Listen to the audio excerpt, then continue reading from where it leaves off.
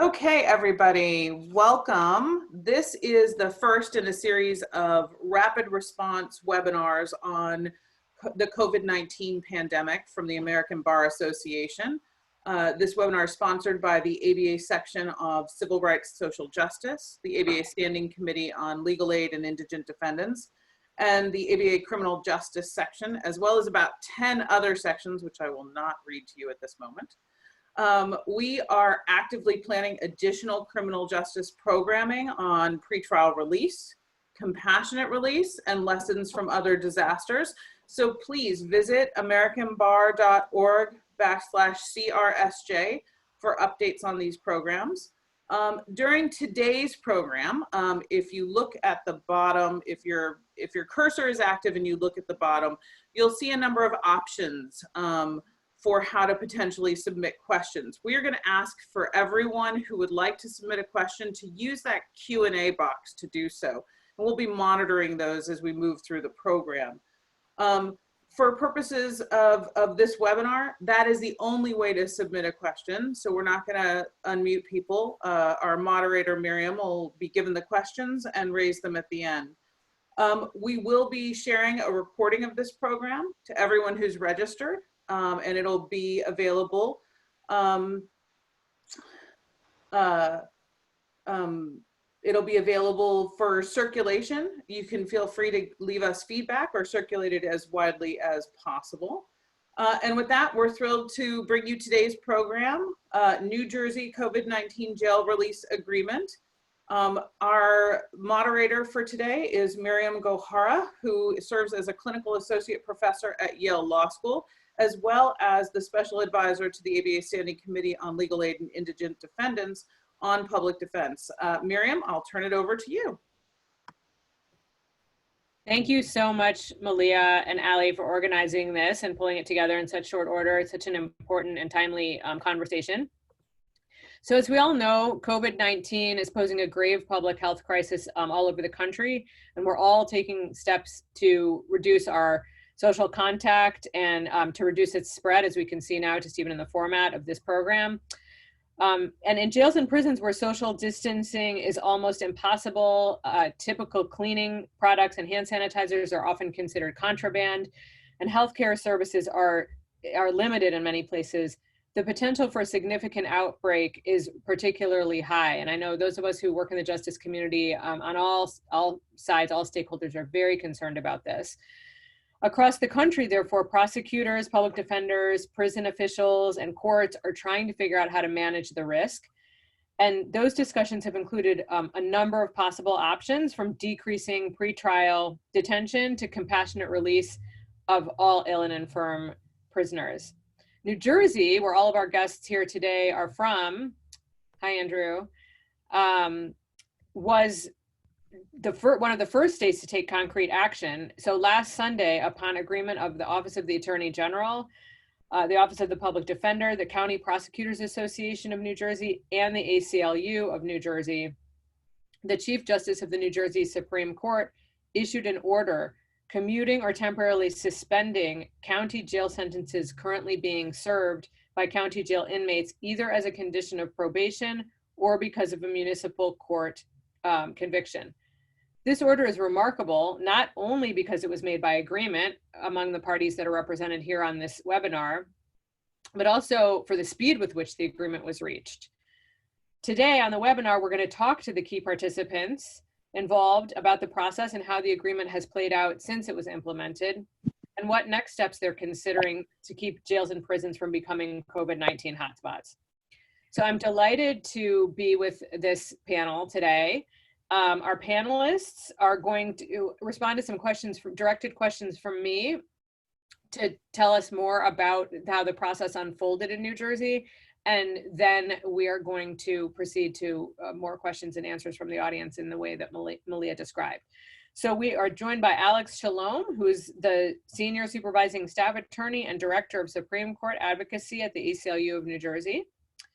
Andrew Bruck, who's the Executive Assistant Attorney General of the state of New Jersey. And Joe Krakora, who's the Public Defender of the state of New Jersey Office of the Public Defender. He's the Chief Public Defender for the entire state. So welcome to all of you, and thank you so much for the work you're doing and for participating.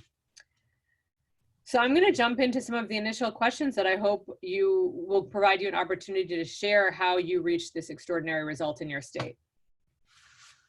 Joe, I'm going to start with you because the process, as I understand it, began with a letter that you sent on March 19th to the Chief Justice of the Supreme Court of New Jersey. And can you tell us a little bit about what you were trying to achieve with that letter and how you mobilized so quickly to get the letter into the justice's hands? So that's right. Last Thursday, late in the day, in a very informal method of filing with the Supreme Court of any state, which was by email to the Chief Justice, I sent a letter requesting that he consider an order to show cause why county inmates serving less than a year in incarceration should not be released in light of the crisis. We attached, and Alex actually did the bulk of the drafting, a proposed order to show cause, which I attached to the email along with the letter to the chief, emphasizing our view of the urgency of some measures here. And I want to just real quick, so that started the process. The following day, the chief issued an order which on one hand set up a briefing and motion and argument schedule, which would have kicked in as early as Monday and Tuesday of this week. But more importantly, he designated a retired judge, Philip Karchman, to be a mediator. And he had really made it quite clear that what he would hope would be that the parties, including Andrew's office, the County Prosecutors Association, ACLU, and my office, could agree on some method to sort of implement this process. And I think it's really important up front for everyone watching to know, because I think this is an important aspect of it. In New Jersey, if you are sentenced to less than 1 year incarceration, a jail sentence of less than 1 year, you serve that in the county jail as opposed to being sent to state prison, which is really important because in trying to figure out what approach to take, and Alex and I had discussed this, it seemed important to emphasize that this order, if implemented by the court, would apply to low and medium risk offenders whose crime, whatever it happened to be, and it's usually what we call third and fourth degree offenses in New Jersey, are ones that were not deemed so serious that less than a year would be an appropriate sentence. Because we had, of course, balance the safety of people in the jails with the threat to public safety of releasing people who had been convicted. So that's an important point to make up front, that's the group that we targeted, people who, in the county jails serving sentences of less than a year. Great. Andrew, I'm going to turn to you now. When did the Attorney General come into the discussions and what was the office's position initially? Sure. Can everyone hear me? We had a little bit of some technical problems beforehand, so I had to switch from my laptop to my phone. This week has been adventures in Zooming. So on Friday around noon, I was with the Attorney General and we were providing legal advice to the governor's office on a range of executive orders that we're working with right now. And I looked down at my phone and in my inbox, there's a order to show cause that's been signed by the Chief Justice of the State Supreme Court on a case that's been filed by the Public Defender's Office and the ACLU.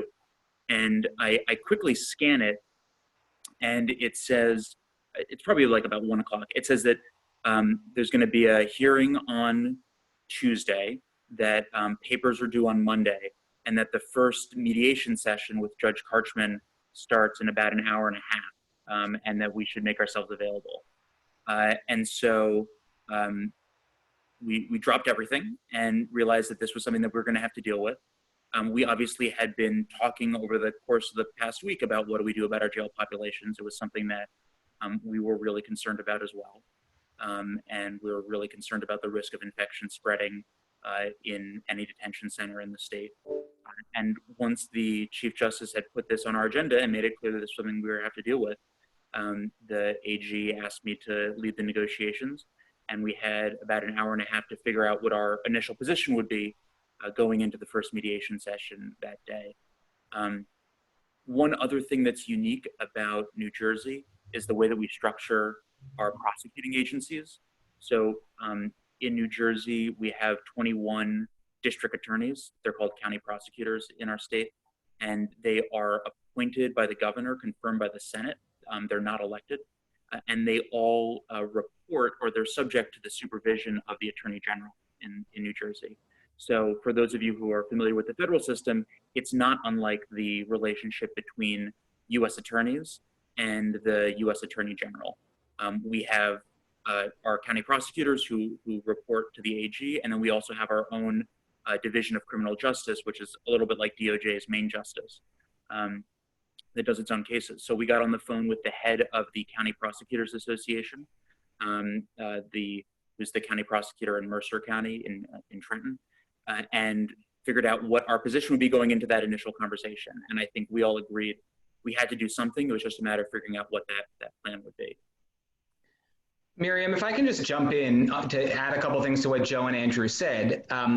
First, since I've been talking to people in other states and they've had questions about what Joe started with, which was the informality of the process. And we recognize that might be unique to New Jersey, the ability, I think Joe sent an email directly to the Chief Justice with a copy to me, a copy to the Attorney General, and a copy to the Administrative Director of the courts. That's not going to be the initiating mechanism in every state.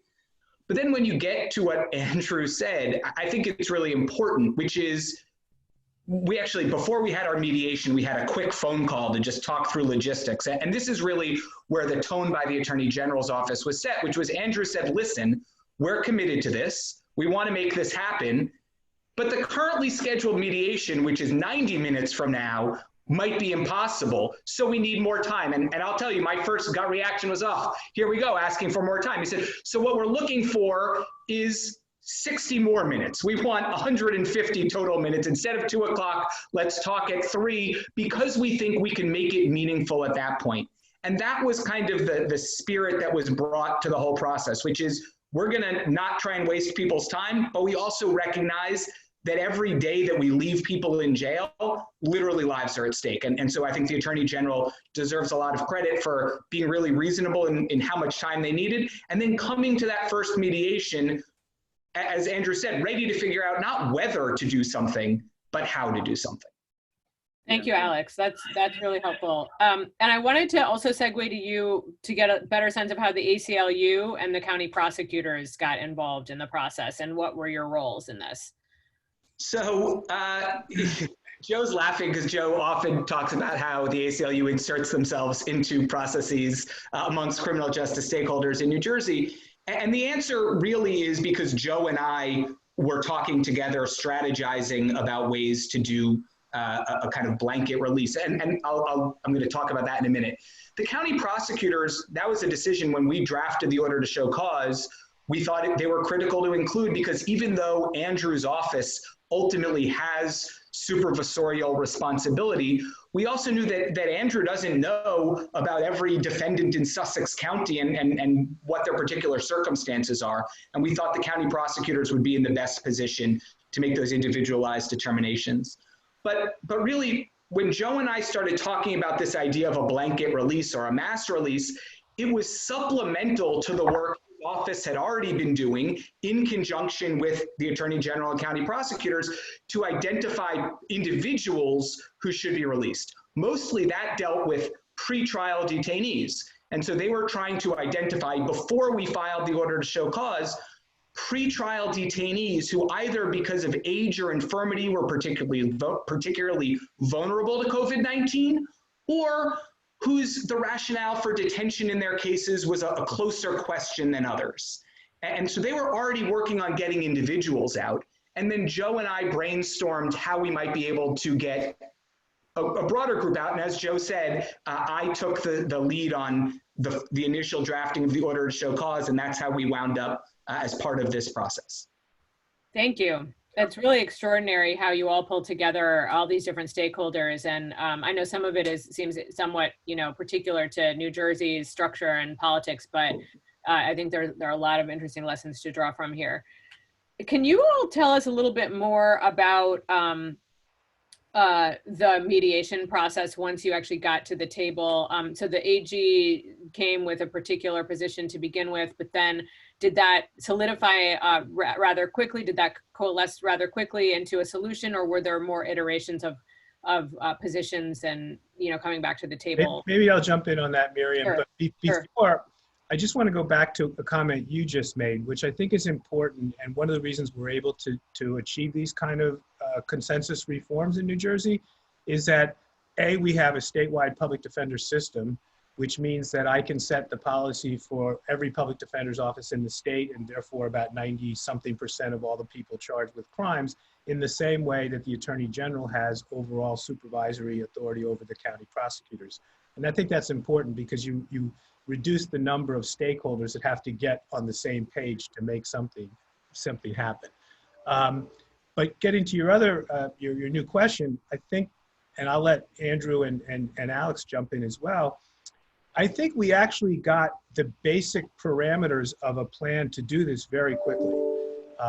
There were a lot of details that had to be worked out, but I think pretty quickly, at least if I remember last weekend, which was spent mostly on Zoom, we call it Teams, the Microsoft platform in New Jersey, that we got to pretty quickly to a format which would identify the people in the jails who were eligible under the contours of this, right? People who had been sentenced to less than a year in general, in broad terms.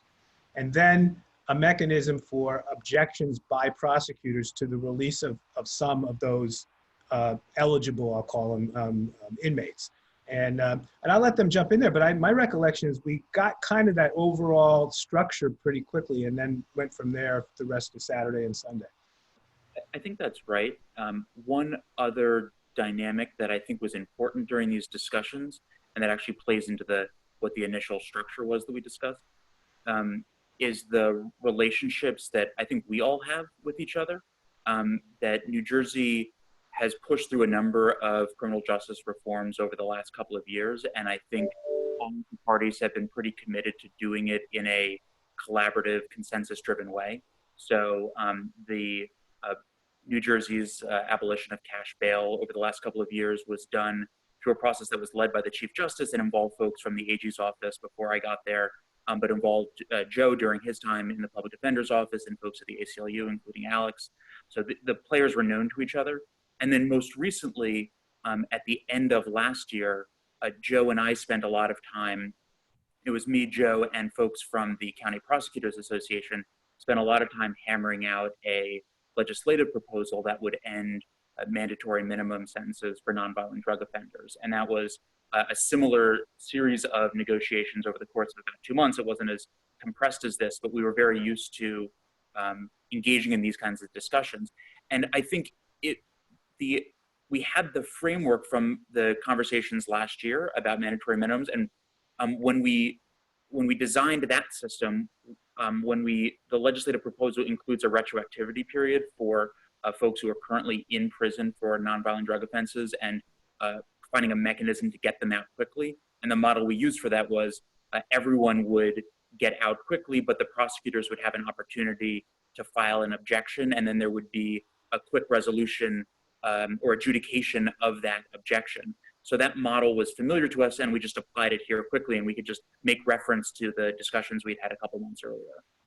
So if I can just add to that 2 points building off of what Joe and Andrew said. The first is very specifically, Miriam, to answer your question. I was the keeper of the working drafts. So I was this kind of scribe and sending around versions, and we got up to version 9. So Joe is right, absolutely, that we reached broad consensus on what it would look like early, but then there were several iterations on the details before we ultimately settled on, and that included changing dates and kind of minutia, but things that ultimately did really matter. And then the truth is we did version 9 and then had to ultimately ask the Supreme Court to enter a supplemental order on one paragraph that was kind of understood by us, but we hadn't worked out the mechanism for. But I want to just talk specifically about what Andrew was saying about the history in New Jersey of stakeholders coming together to work collaboratively, because he's certainly right that the trust that was built there was very valuable. But the other thing is the specific reform he first referenced, which is, he called it the abolition of cash bail. What I would call it is the total reworking of our pretrial justice system.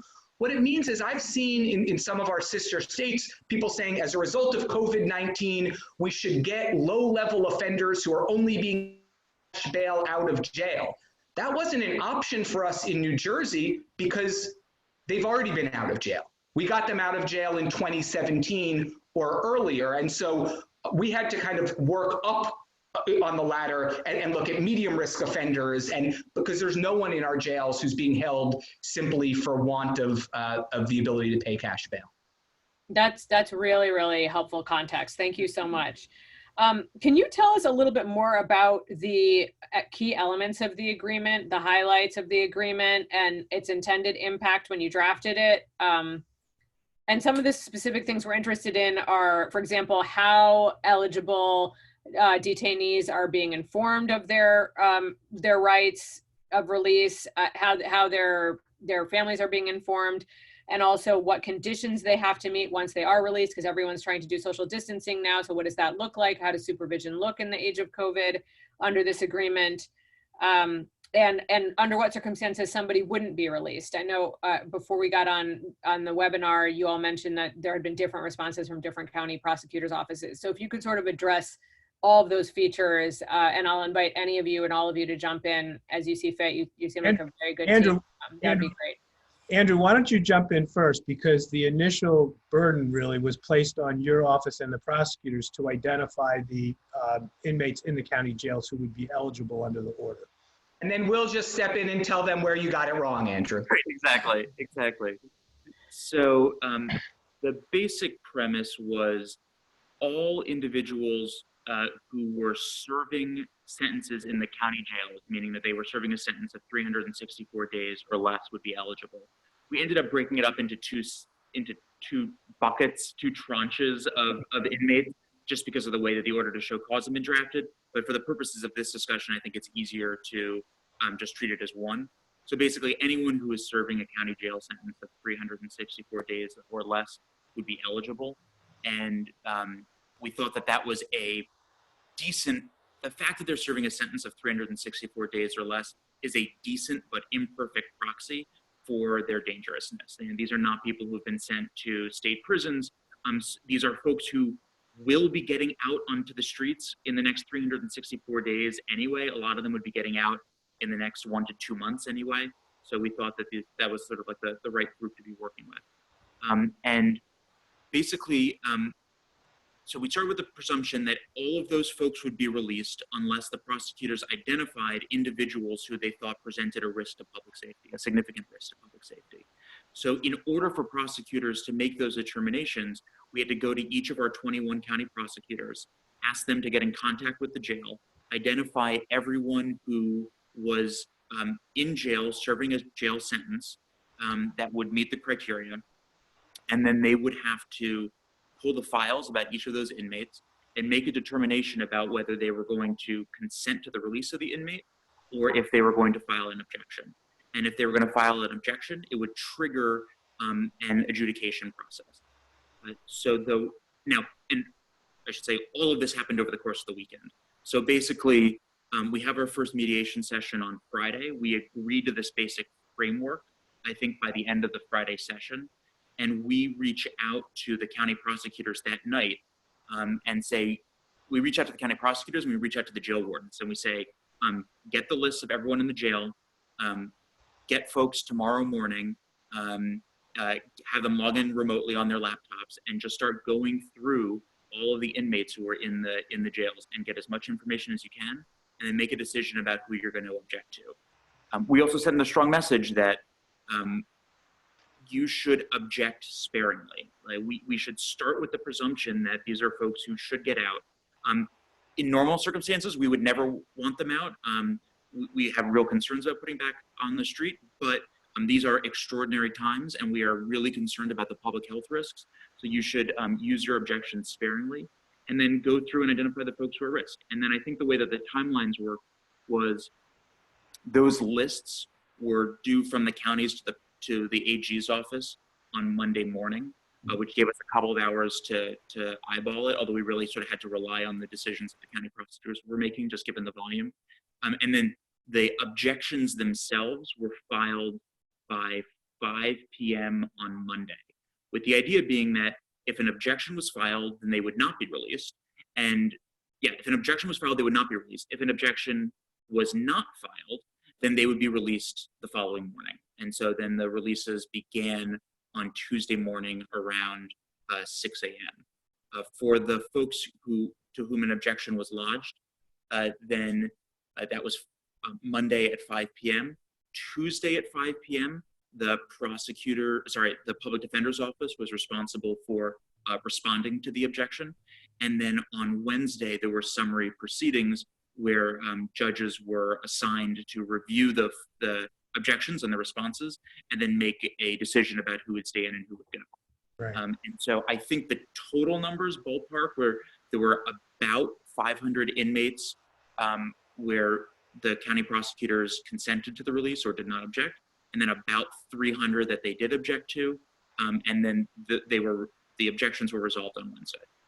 Right, and from our point of view, we had, knowing this process was in the consent order, we came up with a template for the response to the individual objections that prosecutors filed, just to facilitate our lawyers, kind of filling in the information, individualized information, but having a basic argument as to why in a given case, we were taking the position that the state had not overcome the presumption of release that was built into the order.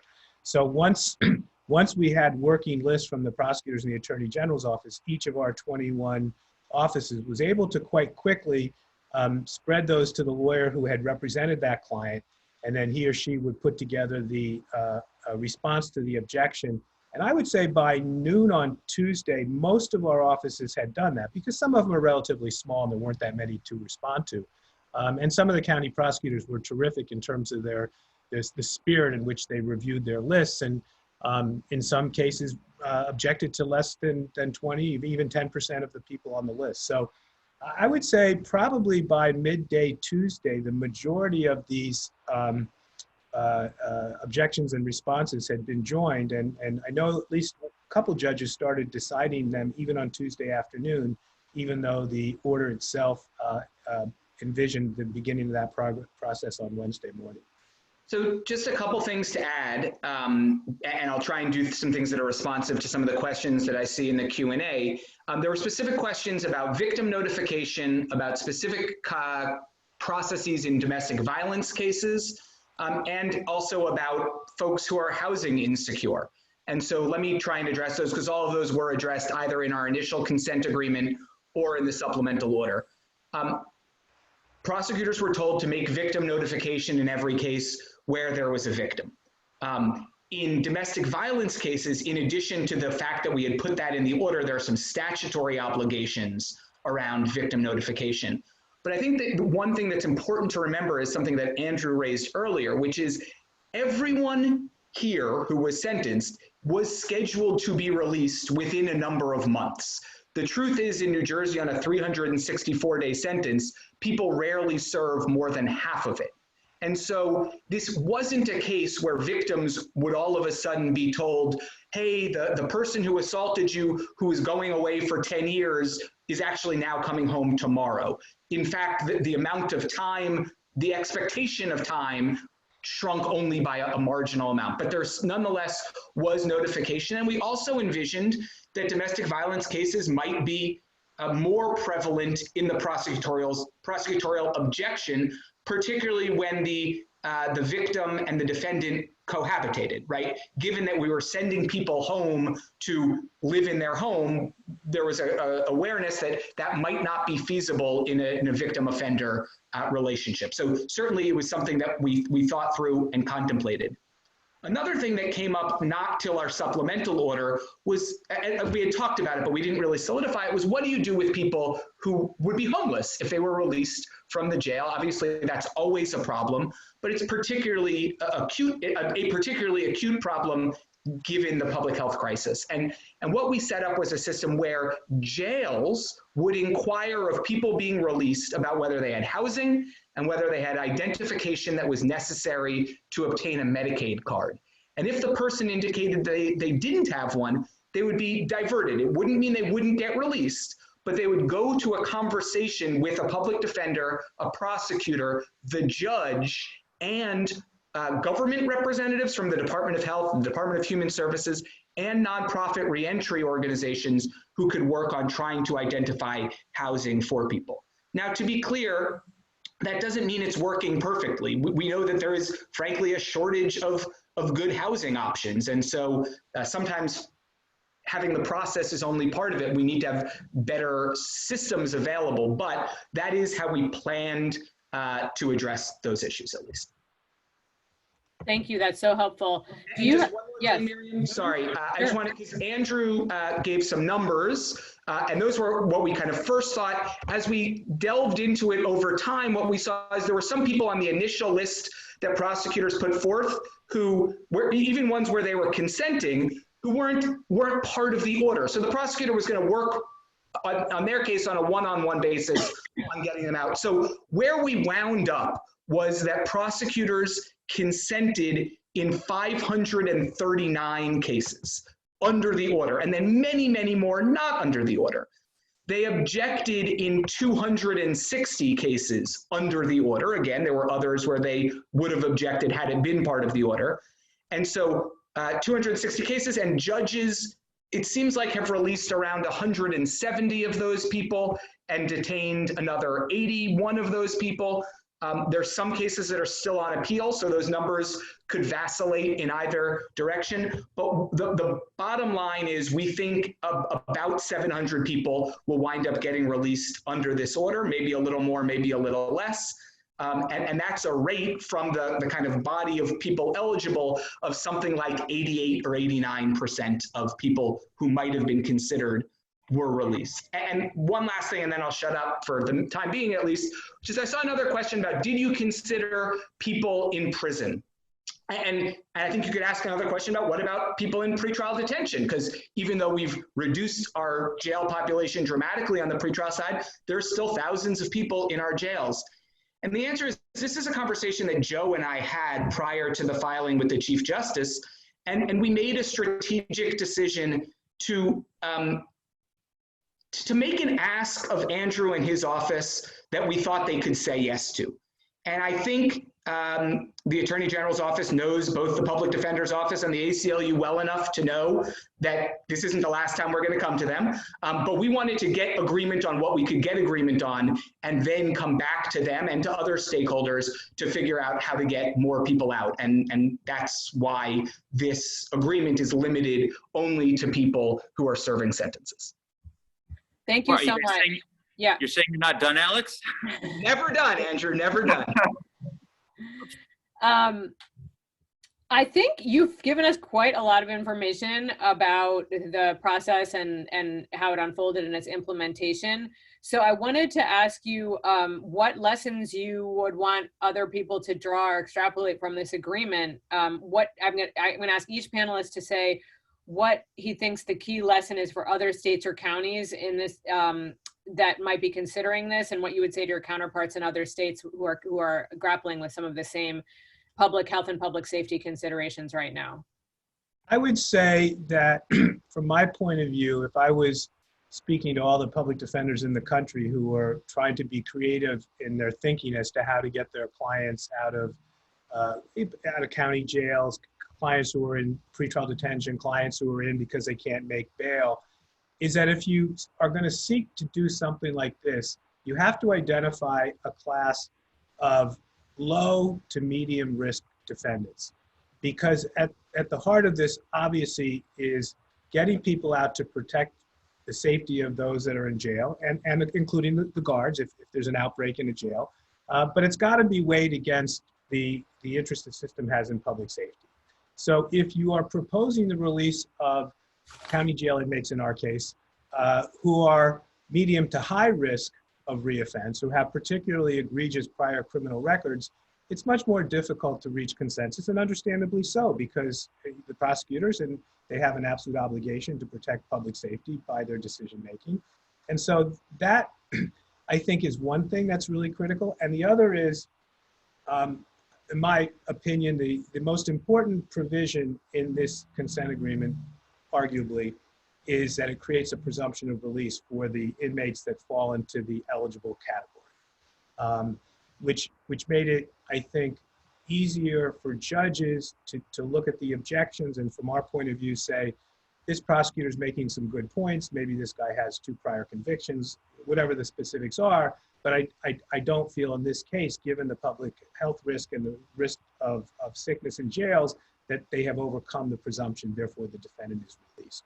So those are 2 points that I would make in response to your question. Thank you. You know, I'm also looking at what I'm going to answer that question, Miriam, but I want to say one thing that was so critical in this conversation, and I think is an important step for everyone in every jurisdiction, is at no point was there a debate amongst anyone on the call that, well, this isn't really a problem.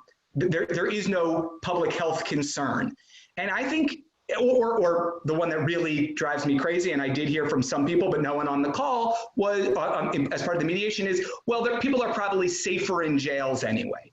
That is so plainly belied by the consensus among public health experts that I was really glad we moved past that. And it's really important because I am seeing it as an obstacle in other jurisdictions. But I think, you know, I think our friends from, Ernie was asking from Kentucky, how do you do this with elected prosecutors and elected judges? And the answer is, look, and it gets to Joe's point, the judges and the prosecutors, they're going to talk about public safety. And when we think about public safety, normally we think about preventing people from getting robbed and raped and killed. And those are all parts of public safety, but so too is public health. And so getting people to conceptualize that public health, including the health of incarcerated people, their loved ones, and people who work in prisons and jails, that is part of public safety, was really important to our conversation. And I see we have someone from Argentina who's asking questions about which arguments carried the day on public health. Was it that it was for the sake of incarcerated people, for the sake of guards, for the sake of everyone, or for the sake of not overwhelming our medical system in terms of use of ventilators and so forth? And the answer is yes. It was every single one of those things. We need to address public health broadly because that advances public safety. Great. If I could jump in there one more real quick. And I know not all states have the same level of sort of restrictions on the public and being out. Right here in New Jersey, where we're really having a difficult time fighting the virus, and it's spreading very quickly, and thousands of people are getting sick, there's only a handful of essential businesses that are even permitted to be open. People are being asked to stay at home, and they are. I work in downtown Trenton here. I look out, there's not a single person walking the streets. And so what we've already seen in the last week is a tremendous reduction in the number of people being arrested. And so part of the argument that we are fashioning as public defenders is that the risk to public safety of releasing certain low and medium risk offenders is tremendously lessened just because of the world in which we live right now, where people are home and people are not going to work and people are not socializing. And I think that is a part of the argument that's probably been persuasive to some of the judges who have overruled objections to release made by prosecutors. So Andrew, can you share with us what your sort of take homes would be for this and things that other states and counties might borrow, even if they don't have exactly the model? And then I'm going to start reading to all of you some of the questions that are coming through from our participants. Sure. Well, I think it is really helpful that neither my boss nor any of the county prosecutors in New Jersey have to stand for election. This was an incredibly difficult thing for folks to do, and we had a lot of really tough conversations. You know, I served as a federal prosecutor before I came to this job. A lot of the folks, my boss was a federal prosecutor. It does not come naturally to release a lot of inmates very quickly, but I think we recognized the extremity of the public health threat that we're facing right now. And I think it involved a lot of really difficult conversations over the weekend as we try to assess and balance the risks. I remember we had our last mediation session on Sunday evening, and that was right around the time when I think the New York Post reported the outbreak at Rikers, where there were now 36 inmates at the jail who I think were reporting COVID positive, and we realized, this could happen in our state. And if there is an outbreak and a lot of people get sick and a lot of people die in the jails, we need to feel confident that we did everything we could to limit the fallout from that and to try to save as many lives as possible during an extraordinary moment. I think that the most important takeaway from the government side is to try to have good release plans for folks and to try to do everything you can to limit the public safety risks that inevitably arise. And so we engaged with our Department of Human Services, and we have a really great Human Services Commissioner in New Jersey who reached out to the county jails and worked with them to make sure that we had as much support as possible for folks. I think that if we had not been under such an extraordinary time constraint, we would have had more time to identify inmates, learn more about what their specific reentry issues were, and to try to line up the services that were needed. I think that we were able to do as much as we could under very, very tight timelines. But I think that's a really important piece, because the public is going to have an expectation that there is something that you're providing to these folks when they get out of jail, especially on such short notice. And so I think that's a really important part of the conversation. Yeah, I think that social safety net part of the conversation, which a couple of you have touched on, is so critical. So I'm gonna turn, I think this question may possibly be best for Joe. It's from a participant. So the question is, there's an obvious collegiality here. What advice do you have for how to start conversations for PDs who don't have this informal or collegial relationship with their prosecutors and judges? We actually hate Andrew, though, to be clear. And I hate them, but yeah. Yeah. I think they're just, hopefully in most places in the country, even where, there's a more adversarial relationship among defenders and prosecutors and so forth. I would like to think, and I'm far from naive, I've been doing this kind of work for 33 years. I'd like to think that there's just a level of professionalism that would not preclude a discussion. And so here in New Jersey, there are some prosecutors who were much more resistant to our overtures in terms of trying to get some people out who didn't need to be in pretrial detention and so forth. But in the end, it's the outreach and the expectation of professionalism that I think in a time like this with such an unprecedented public health crisis, that hopefully will carry the day and at least get the ball up, rolling and meaningful discussions initiated.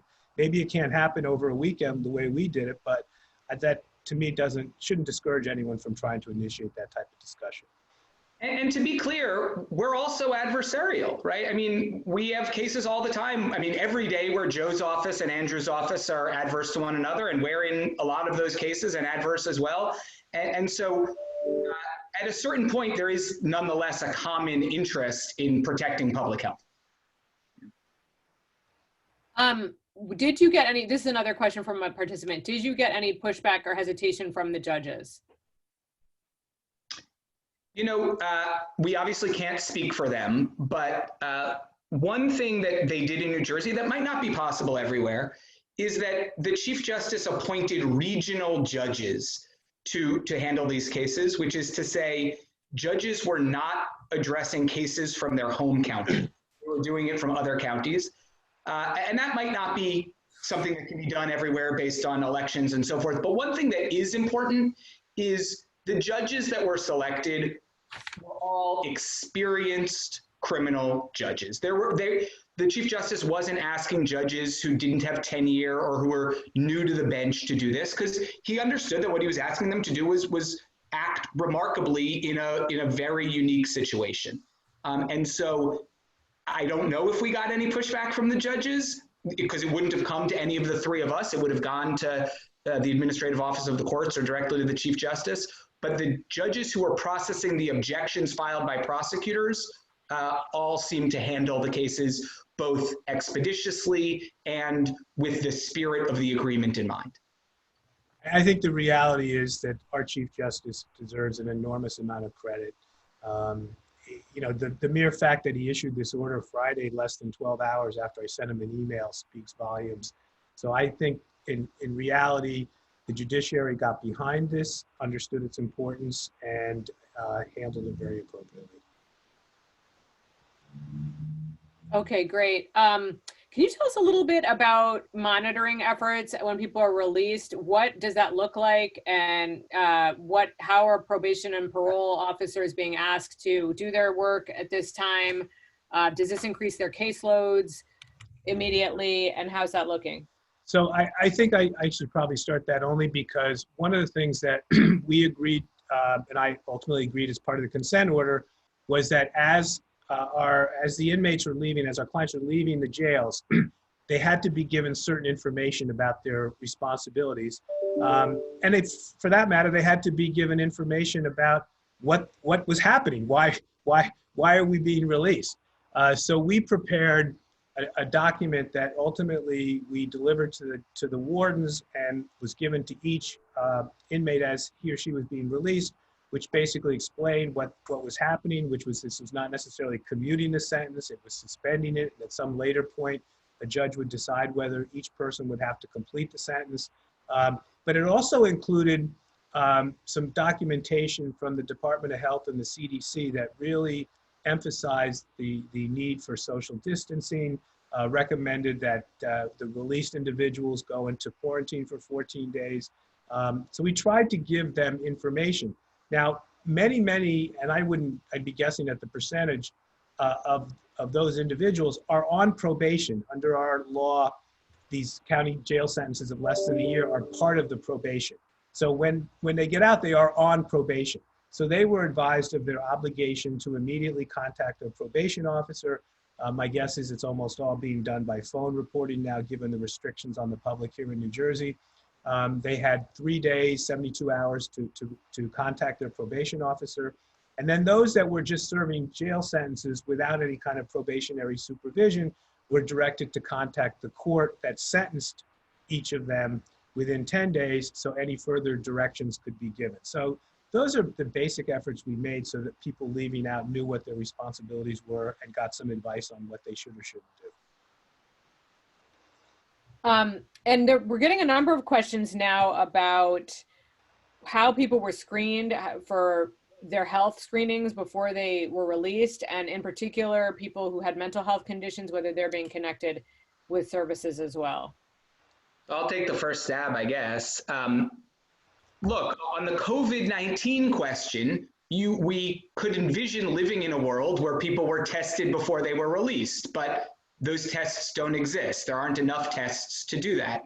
And so instead, what jails were doing was testing people for symptoms, so checking temperature and so forth. And when anyone was presenting with those symptoms, they were in the same way diverted from the kind of original pool to have a conversation about what safe release would look like for them, making sure they had a place where they could be quarantined, making sure that they knew about access to healthcare and so forth. But because of the elevated risk of transmission within the jail, even amongst asymptomatic people, we recommended that every single person who was released self-isolate for 14 days, regardless of whether they were symptomatic. And so that deals just with the COVID question. On the mental health services question, this is another time where it's just important to step back and remember that all of these folks were going to be getting out of jail in a couple of months. And so hopefully people who presented significant mental health challenges, there were already plans set up for probation to be connecting them to services, and that could just start early. Can I guarantee that it happened in every case? I can't. And so we had to rely, because again, Joe didn't have folks at the jail as everyone was leaving to screen them. We had to really rely on the jails to do a lot of this. As we said, many people remain on probation and they'll be checking in either by phone or video with their probation officers, and hopefully those probation officers can make those connections. But it is certainly a limitation in what we could do, and it's simply a question of trying to address a release of this volume and recognizing that our jails are disproportionately populated with people with mental health struggles. And I have a question related to that, which is whether you all got any pushback or applause or agreement or thanks or disappointment from the correctional community. It's a great question, and the answer is, we do a lot of things where the Corrections Officers Union is not a big fan of our work. We've been adverse to them in a lot of things. This is not one of them. They recognize that for their safety, thinning the jail population is critically important. And so we've had nothing but support from the wardens and the staff at the county jails. I'll actually elaborate on that because my managing attorneys in each of the 21 counties inevitably have relationships with the wardens just in general on all kinds of issues relative to visiting hours, to providing computers for discovery. There was a strong alliance between our lawyers and wardens because many of the wardens were very concerned about getting the number of folks that they were in charge of supervising as low as possible in the event of the infection getting into their jail. So we had tremendous cooperation. We have wardens calling our offices asking us if there was some kind of motion we could make because this particular guy, why does he be in jail? Why did the judge sentence this guy to 30 days in jail during a pandemic? That kind of thing. So the people who run the jails and prisons are very concerned about an outbreak, among those that they are responsible for supervising as inmates, but also for their staffs. I mean, let's not minimize the risk to people working in the jails. So I think that's a key factor as well. I don't know, Andrew, whether your office had much interaction in that sense with the wardens. Yeah, so on Monday, as we were gearing up for the release, we did a conference call with all of the 21 county jail wardens, or 18, or however many jails there are in the state, and sort of walked them through the process. And they were nothing but professional. I mean, the conversations were mostly about the mechanics of it, but they understood what they needed to do. They understood that there would be a lot of people they'd have to process very quickly, and perhaps in part because they recognized the benefits to themselves and to their employees for getting folks out. They were very accommodating and very willing to help. And they also, at least from what I've been told, worked really well with the social service agencies who were put in contact with the jails to make sure that folks had a place to go. One of the points that I think they both have made is that, in New Jersey right now, everyone is under a stay-at-home order. So in a sense, everyone getting out of the jails is going from being incarcerated to being under house arrest. And that by having a process to ensure that people had a place to go and that they had a house where they could be residing, that allowed the jails to at least do some screening to make sure that people had a place that was stable and safe and reliable on their way out the door. Just to give an example, there was one county jail that thought that the process of identifying people who needed identification was going to be too onerous. So they printed identification for every person who they were releasing. It was a smaller county jail, obviously not as easy to do in the bigger ones, but yeah, we've heard really great reports by and large from the jails. Thank you. We're getting a number of questions asking about what happens when people get out. So, what if people are in need of housing? I know you had mentioned there had been a concern about people who didn't seem to have obvious places to go live. And also when they're released, are they all being released to a place that will allow them to self-isolate? You mentioned that they were all asked to basically self-isolate for 14 days when they came out. What has that looked like? Go on, Joe. No, well, I was going to say, so we have, we call them systems navigators employed by the office, and a couple investigators who are trying to do what they can to assist our clients that are coming out so that they have a place to live. I think properly so, judges had denied release in a number of cases to our clients who actually had nowhere to go. And that's really a function of and we also had a very sad case where a young man was released who's drug addicted, and he overdosed the same exact night that he got out. And then the following day, the judge revoked the release order, primarily for the safety of the person and more than anything else. So, so that's part of what's happened. And, providing services is, we have a Reentry corporation in New Jersey that's run by former Governor Jim McGreevey, who is very much taken an interest in trying to help the folks that are being released. And it's only been a couple days, so I guess we're going to see the extent to which those released are able to adjust and make sure that they are safe and that they're hopefully not out committing crimes and getting rearrested and that sort of thing. But we'll see. And we have a number of questions about next steps, and we have questions about what's happening with children in detention, people who are under the age of 18, and about whether there is any thought to compassionate release recommendations and expanding the net to others who are not captured by this extraordinary order and work that you all did, especially as the crisis is almost certain to go on for quite some time. So I'll break the news to Andrew, which I've already kind of eased him in, which is that yes, we're not done. And so there are a lot of areas that need to be addressed, but there actually are a lot, we've kind of formalized this arrangement here. There are a lot of areas that we want to address where there already have been steps taken that may be less formal. So let me just mention a couple. Starting at the very beginning, there's the question of who's getting arrested, right? One way to reduce jail population is to let people out at the back end. The other way is to prevent people from coming in at the front end. This is a place where we were talking about this earlier. Anecdotally, it seems that police departments are doing exactly what we want them to do in these situations, which is to make arrests when serious public safety concerns are implicated, to not let people abuse their partners or commit shootings or things like that. But we haven't been seeing the same level of low-level offense enforcement, at least for people going into jails. So there's one possibility is formalizing that arrangement to make sure that that's happening uniformly. Another is on pretrial detention, which, as I said, Joe's office has been working heroically at identifying people who can get out, either because of vulnerability or because the public safety implications in their case are somewhat diminished. Then we can talk about kids. And so the same one-on-one thing that's been happening for pretrial detention has also been working with juvenile detention and juveniles who are serving terms of incarceration in our secure care facilities.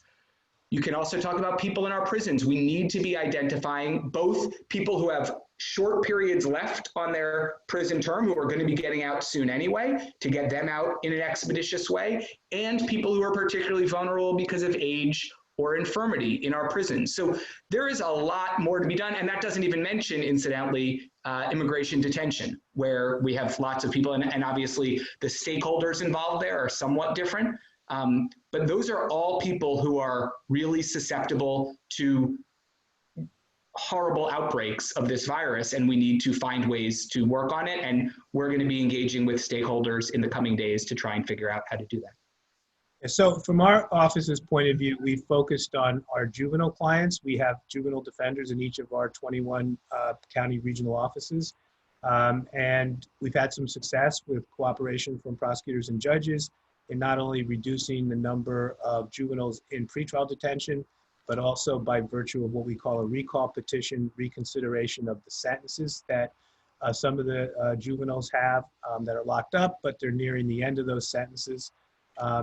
And Andrew, you might want to comment a little bit, because the compassionate release and rehabilitative release business that we were talking about and still hopefully going to accomplish through the Sentencing Commission. Yeah, I mean, these are issues that we were talking about before the coronavirus hit, trying to expand our state's compassionate release program. It's part of the legislative proposal that we had hammered out end of last year, which has not yet been enacted, but I think provides a framework for how you could think about these issues.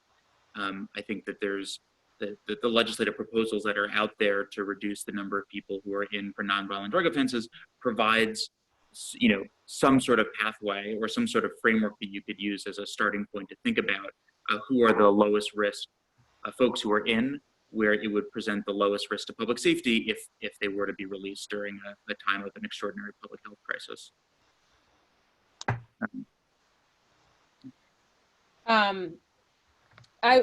Just to loop back to something, so there was a question on the queue, and you touched on it a little bit when you talked about low-level offenses and people not really being arrested for them. Has there been any conversation with police in a coordinated way around the state about hopes or expectations for management of the admissions to jails and prisons? Andrew, that sounds like your area. Yeah, so the Attorney General in New Jersey, in addition to having oversight of the county prosecutors, also has this very unique authority where he can issue directives that are binding on all 36,000 law enforcement officers in the state. I'm not sure of any other jurisdiction where that exists, but it creates the opportunity for the Attorney General to set policing policy for the state. And as the outbreak has evolved, the AG has issued a number of directives to law enforcement about how they should manage this crisis. One of the things that he's directed law enforcement to do is to exercise their discretion in charging people and in bringing folks in for low-level offenses, that they should be focusing on the most violent and dangerous criminals, and that, if you have some, 6-month-old investigation into check kiting and you're like getting ready to charge it, like maybe you don't need to charge it this week, maybe you could wait until the outbreak is over. And I think you've seen two things. One is I think you have cops responding to the Attorney General's directive and sending fewer folks into jails for low-level offenses right now. And also because of the governor's stay-at-home order, I think there's just fewer people out and about, and we've seen like really striking declines in crime rates across the state. I think I've heard numbers like 15 to 20% in the last couple of weeks, which I think is consistent with what folks have seen in New York City as well. So I think there's just less people out and there's less crime, and that does make it a little bit easier. And that's important for everyone in law enforcement because we want them to be using their limited resources right now to be focusing on limiting large meetings of large groups of people, ensuring compliance with the governor's social distancing executive orders, and then just keeping themselves safe and not having unnecessary interactions with the public that could expose officers to someone who might be infected. And so I think we've seen fewer arrests, and it will hopefully stay that way. That's so important about the exposure between law enforcement and the public as well. I'm going to ask you two final questions. One relates to whether someone's monitoring recidivism and if that's going to be taken into account when figuring out whether people eventually have to serve out the rest of their sentences in custody. So let's start with that one, and then I'll ask you all the final question before we wrap up. So the way this, I think we all envision this playing out is that the sentences have all been suspended. They have not been commuted. Down the road, it'll be up to individual judges as to whether to commute the sentence or require the defendant to complete the sentence in the county jail. And I think it's fair to say that that will largely be a function of what the track record of that defendant is come 2 months, 3 months, whatever the time frame is. And so I think, as I mentioned before, we're only a couple days into the release, so we don't really have good data, but I think it will be important to monitor it. And I know from my point of view, if we can show that you can safely release this significant number of people without a great deal of recidivism, it goes perhaps down the road to arguments about the need to incarcerate certain low and medium risk and level offenders. Thank you. And then our final question is just what you hope other jurisdictions will learn from this experience. So I'll start. My answer is quick, which is the substance really matters, but so does the speed. And so I in many ways, the most important concession that the Attorney General made was that first one where they said, we're ready to hop on the call at 3 o'clock, not 2 o'clock, but 3 o'clock, because that framed out what mattered, which is we want to get something done. We want to get it done right. But we recognize that if we take a month to do this, it's going to be far too late. And so I'll offer up my assistance. If there's anything I can do to people out there to send documents or share experiences beyond this, I'm happy to do it. I'm sure the same is true for Joe and Andrew, but good luck. This is a crisis, and I think it's important that we responded with crisis-like speed. I would say the most important lesson from my point of view is the same one that goes back to when we eliminated our cash bail system and during the ongoing negotiations for the Sentencing Commission, is that all the stakeholders have to be willing to compromise towards what should be a shared goal, which is protect all the citizens in this country from the spread of this virus to the extent possible, even those that have been accused of crimes or committed crimes. You know, and I'd say, I don't think we'll ever know how many people's lives we saved by doing this. But I have no doubt in my mind that some people's lives will be saved by this. And I think that we were able to focus on this because we were all committed to that, like, very basic sense of decency that, like, we owe this to people to, if we can save their lives, we should do it. And I think if you can keep people focused on that, they're willing to do things that they might not be willing to do in ordinary circumstances. Thank you all so much. I've learned a tremendous amount from all of you, and I really hope that other justice stakeholders around the country can take these lessons and apply them in their own jurisdictions. Malia? Thank you everyone for joining us today. We hope you enjoyed the webinar. You will all be receiving an email with a link to the recorded version of the webinar as well as the materials. And please, I know you all join me in thanking all of these panelists, not only for the work they've managed to accomplish since last Thursday, but for sharing that work and that experience and helping to promote all of this in other states. We tremendously appreciate you taking the time to be with us today. As the host for the ABA, I have to encourage everyone to consider joining the ABA because that's what makes these programs possible. And also to thank all of our co-sponsors, in particular the section, the Civil Rights and Social Justice section, for making this happen today. So thank you all, we appreciate you, and hopefully you'll join us next week when we hope to bring you a program on pretrial release. Okay.